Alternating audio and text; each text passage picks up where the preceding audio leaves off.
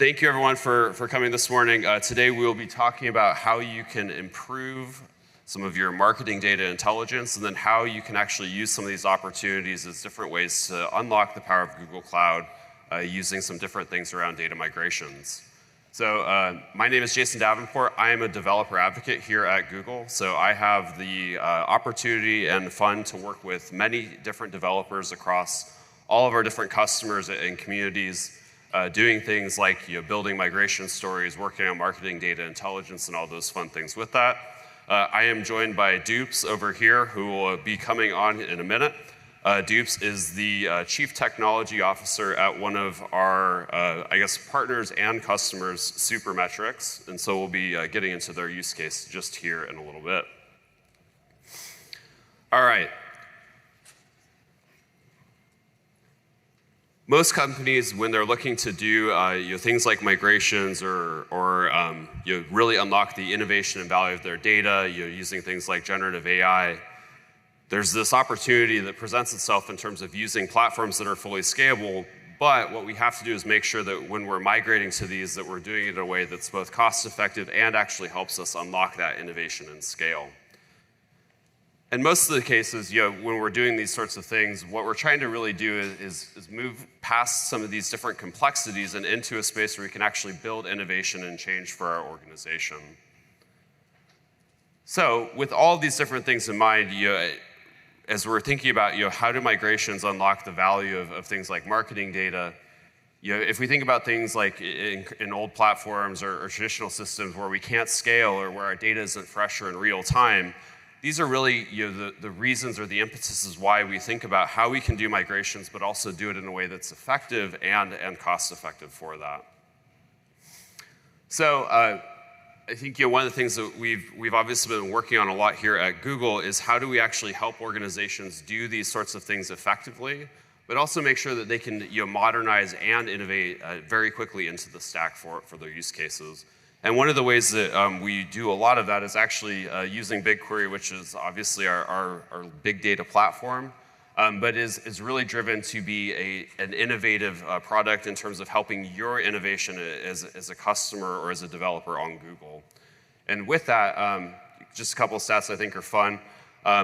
We had over 1 million projects created last year, really helping marketers and other folks unlock the value of Google and all the fun things that they do. All right. I won't drain this slide here, but just quickly to cover, one of the things that we always do try to do is take input from all of our customers and our developer communities.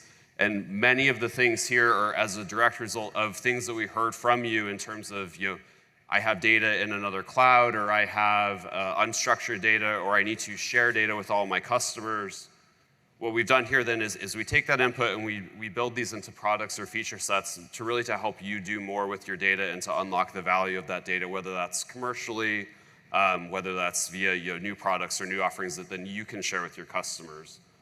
One fun example here, if you think about things like data sharing, Analytics Hub is one of our ways that we help marketers share data in a secure method with different customers, but then also be able to create something that's monetizable in terms of the data that you already have.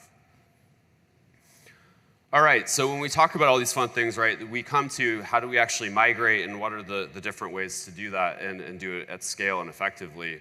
And Dupes here is going to have the pleasure of talking through his journey across all of these vectors here in a couple minutes. First one, if we think about how we can move, obviously there's lifting and rehosting. Think of this as kind of the lift and shift method. The next one is what we call lift and replatform. So how do we do things that are fast but also low risk? One of the things in migrations, and I've done a number in a prior life, we always try to load all the risk onto the migration because we want to undo all of the things that we did in the past that were bad.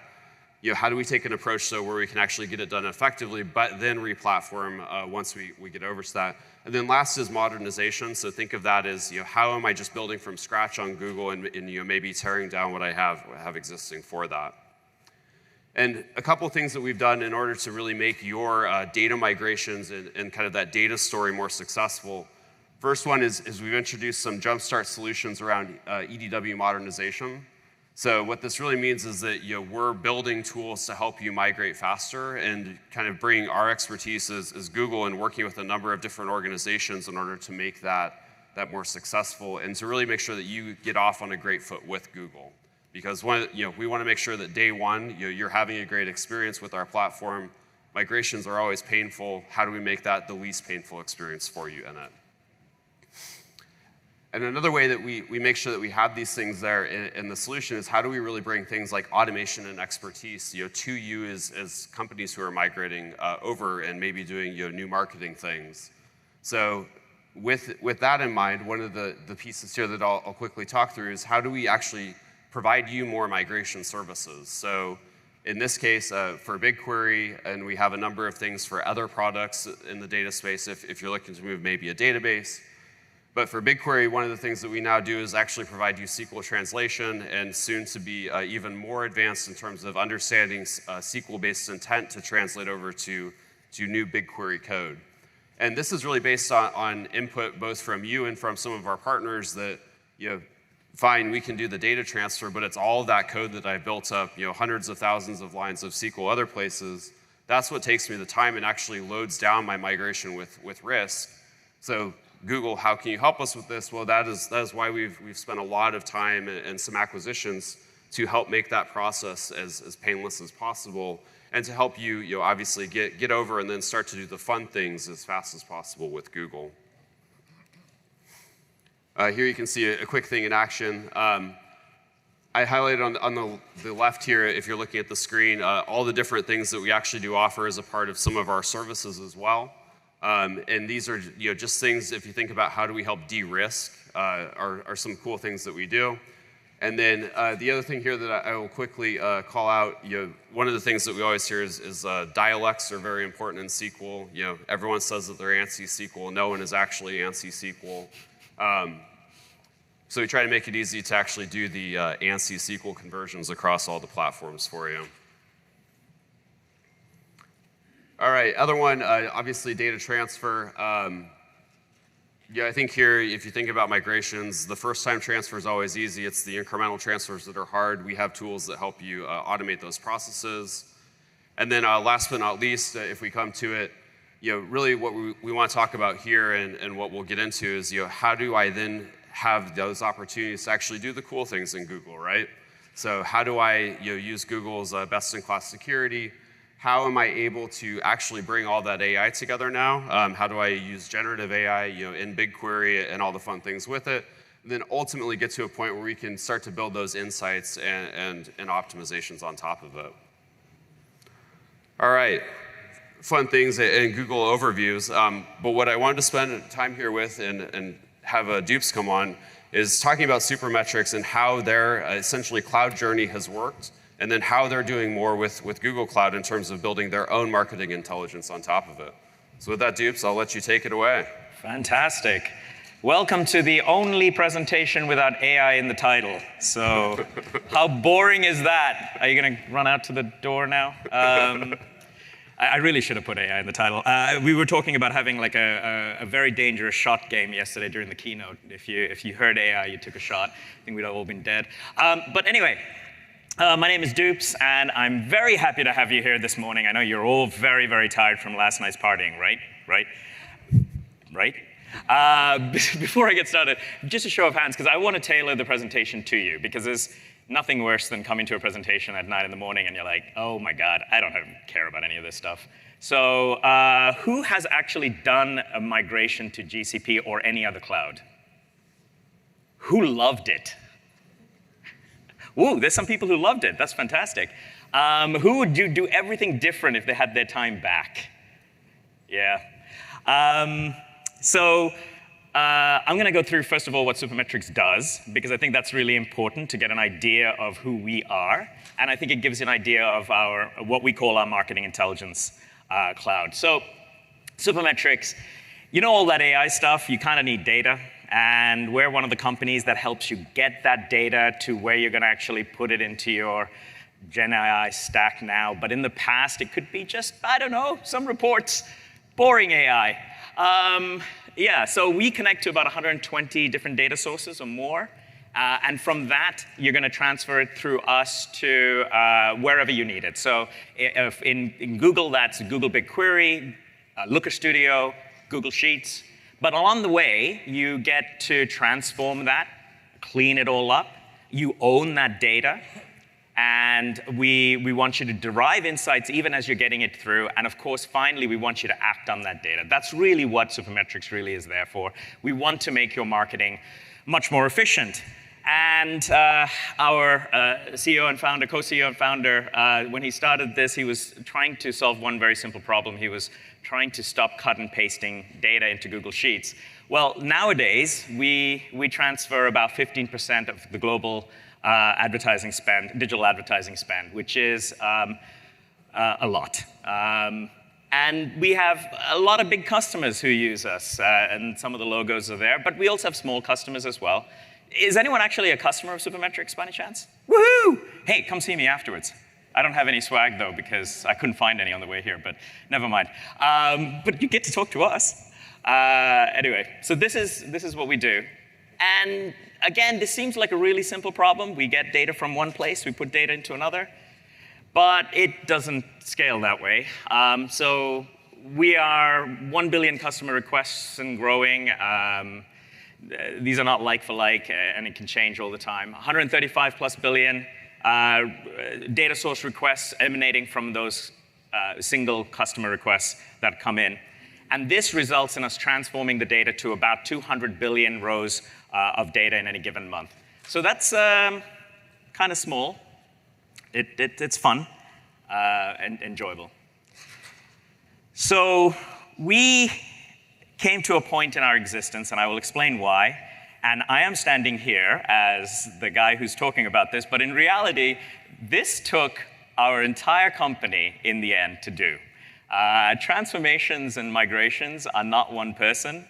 One person can sit there on a stage and say, we're going to go do this, but it takes an entire team to believe you and get behind it. And so I wouldn't be here without the amazing work of our developer staff and our DevOps staff. So why did we do this? When I showed up at the company in 2017, we were 10 people. And in those 10 people, since then, we are now about 400 people. So that's 6 years, 5 years, 5.5 years of singular amount of growth. You can imagine that when I showed up, the servers, we were running 4 servers. 4 servers. And the exponential growth in the data that we pulled and provided for our customers, along with the customer growth, grew and grew and grew. And one of the things that we wanted to do was to solve more problems for our customers. And we wanted our data to be processed wherever the customer wanted. When you think about a migration of your own data, you're doing it because someone comes to you and says, I want that data to be migrated. You don't wake up in the middle of the morning and say, hey, you know what would be great for our company? We're going to go migrate the data. Does anyone wake up and say that? No? So you're forced to do it by probably your person like me. And in our case, what we wanted to do is to provide speed and reliability to our customers. We wanted the data that was being processed for our customers to be in the place that we were delivering it to. And for us, that was Google. And that helped meant that we wanted to get our data as close to Google Sheets, as close to Looker Studio, and especially as close to BigQuery. We wanted to give you the control as to where you wanted to process it. I know I'm at a Google conference, but I have to say that most of us here are probably hybrid cloud. And one of the things that most of our companies want us to do is to be able to process and own that data where you want it. And for us, Google is important, but we also realize that there is another world out there, or many worlds out there. So what I said to our staff was, we really needed to get to a place where we're going to be very happy. And while we're solving problems for the customers, we also solve problems for us, for our business. And I won't go through all of this. I mean, you wouldn't be sitting here at a Google Cloud conference if you didn't like Google Cloud. If you don't like Google Cloud Conference and you're in the wrong place and you're wondering where the other cloud is, that's probably the bad thing to tell everybody now. But we have scaled, and we moved into Google Cloud, and we are very happy with the process that happened in the end. So we're realizing realistically a cost of 10 to 20% savings. That's on top of everything else that we had actually suggested we were going to have. So that's actually been very good. But one of the other reasons why we chose Google Cloud, and thank you very much for people like Jason who come on and help us, is that you are very transparent. One of the few things that excite me is when people tell me how sucky something is on the cloud, and we can actually work around with it. The reality is nothing's perfect, and so it's been a wonderful thing to have Google work with us to get this done. So really good communication, and we're big open source believers. So, and this is where everything kind of went wrong. So we said, okay, I said we're going to do this, and we're going to put in a couple of rules if we're going to do this. We were primarily hosted in one other cloud. It's a big orange one. And the application infrastructure, as I said, was built for 4 servers. And we had to now, we'd already extrapolated to a large number of servers, but we were now thinking of becoming multi-homed, multi-regioned, multi-clustered, multi-cloud. And I gave one other instruction, at which point everyone looked at me and said, "You're crazy, you're insane," which was, because we transfer this much data for our customers, and our customers are the most important thing we have, I said we have to do this in real time without a single downtime. We had to do this without anyone knowing. I'm very happy to say that this actually worked, not without some trials and tribulations, but it did work. So we approached this process. We first tried to do with the lift and what did you call it? The lift and shift. Lift and shift. That was not a good idea. We tried. So I've done a lift and shift before in another company, and it involved a lot of downtime and a lot of pain because you don't really know what's actually going to happen. And so once you move to a cloud, you actually, or on-prem or whatever the situation is, that's when you actually realize where all the bottlenecks, the problems actually are. So what we decided to do is to do a methodology from the games industry, actually, from massively multiplayer games. And so the idea is, if you're playing inside of World of Warcraft, you're going to play in a single geo, but your authentication systems and everything else might be in a central location. And for us, when we're transferring your data, and when you're thinking about transferring your data to BigQuery or from wherever, you're going to be thinking about what exactly do I need to transfer and process for your customers. And in these days of data sovereignty, this is a big deal. So we went with the idea that we actually needed to process your data when the request comes in, and that all of that need to be in a regional cluster, but the actual systems that control that didn't need to be. And so this is the process that we went with. And one of the really good things about this, has anyone used this process before for a migration or anything like that? Is this new? Is this interesting? Okay, I hope so.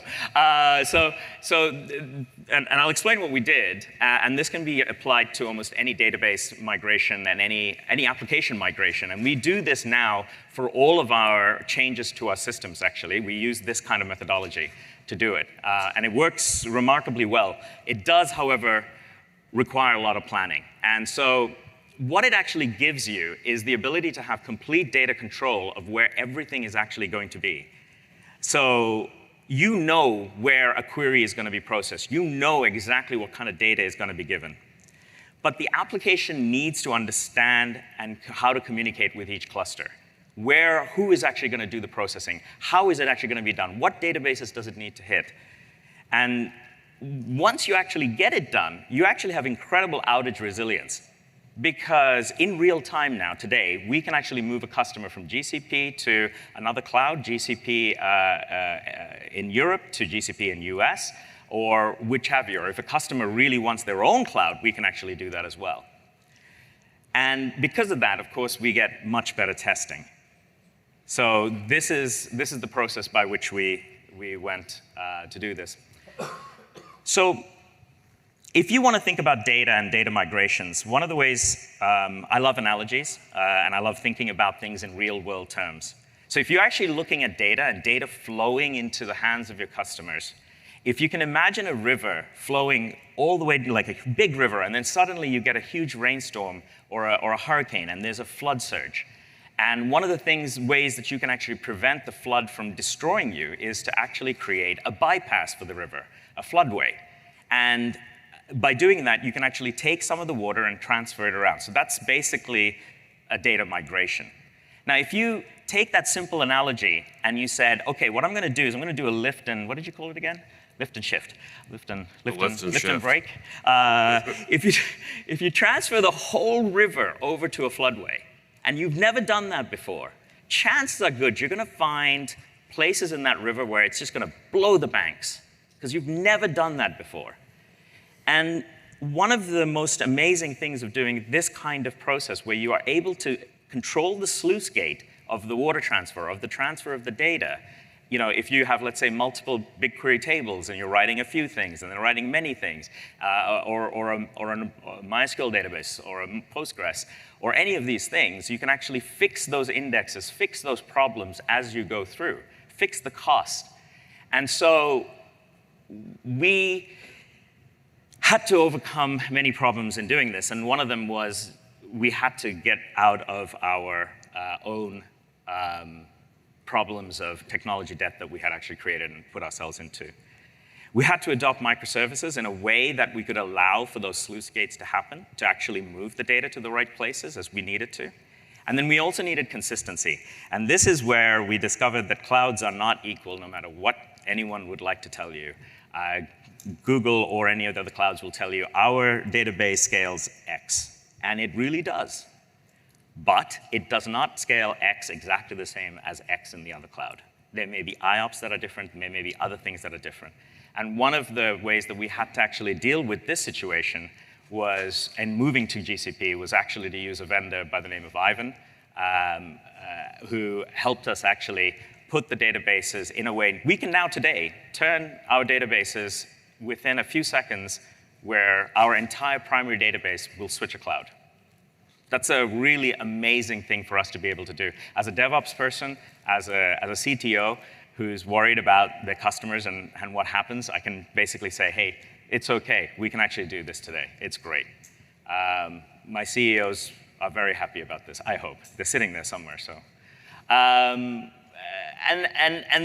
this brings up the last question with the cloud-specific tools. You really need to know exactly what you're going to be getting into when you do this. So there's not much more, and I can go into a lot more about data migrations and stuff by questions and things like that. One of the things that we had to learn really quickly is we stopped calling this a migration. Migration is actually a four-letter word now, I think. And instead, we have to call ourselves a multi-cloud, hybrid cloud thinking. And you really have to. You're basically going from being a single cloud vendor to think in a multi-homed, multi-cloud way, and it requires all the developers, all of the application, even our customer support people and customer success. We had to build tools to be able to show them, hey, this query is running in GCP, before we could actually move anything. So you have to think about it in that way if you're going to do it. It makes it very, very, very easy as an organization once you start thinking in the right way. And by the way, we tried this first and we got it wrong. We did. We tried, like I said, lift and move, and we even tried a version of this, and it didn't work. Someone just asked me, how long, last night at a Googler asked me, so how long did it actually take?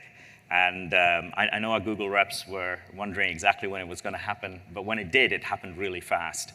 And that's because we planned and we tested end-to-end things all the time, little things. Would this system work exactly the same? Would this actually scale to the right thing?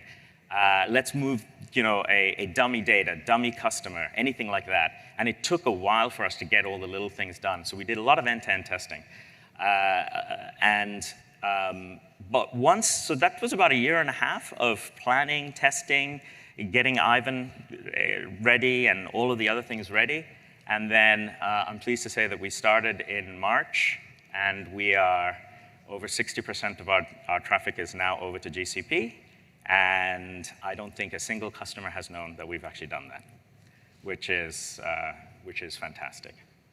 So these are some of the learnings, and I can go into anything you want in detail.